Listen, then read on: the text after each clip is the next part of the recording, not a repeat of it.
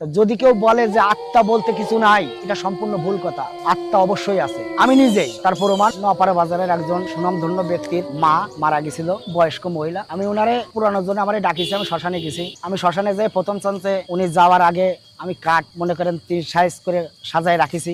এখন আমাদের শ্মশানে একটা গাড়ি আছে, মানে যাতে লাশ নিয়ে আসে। এখন সবাই বলিছে ওই গাড়িতে করে লাশ আনবে যে মারা গেছে, আর তাদের বাড়ির মানে আমাদের নোয়াপাড়ায় বাজারে পরে। কারণ সবাই বলিছে গাড়িতে করে লাশটা নিয়ে আসবে, সেইভাবে আমি কাঠ টাট সাজায় সুন্দরভাবে বসে আছি। এখন উনি গাড়িতে আর লাশ আনিনি, উনার জন্য একটা খাট বানাইছিল, বুঝছেন? মানে ওই মুরব্বীটাকে খাটে করে নিয়ে আসবে, ছেলে তার মার জন্য একটা খাট বানাইছিল যে মারে শেষ বিদায়তে এই খাটে করে আমি শ্মশানে নিয়ে আসবো। এখন আমি কিন্তু ওই খাটে করে আনবে বলে ওই মার জন্য একটা খাট বানাইছে। আমার শ্মশানের সামনেই একটা কাঠগুলো আছে, সেখান থেকে বানাইছিল খুব সুন্দর করে খাটটা। এখন আপনারে বলবো কি, রাত্রের বেলা মুরব্বীরে আনতে আনতে মানে লাশ আনতে আনতে রাত তখন প্রায় 1:30 পৌনে 2 বাজে গেছে। এখন ওই পৌনে 2টার সময় কিন্তু ওই খাটে আর ওনারে আনিনি।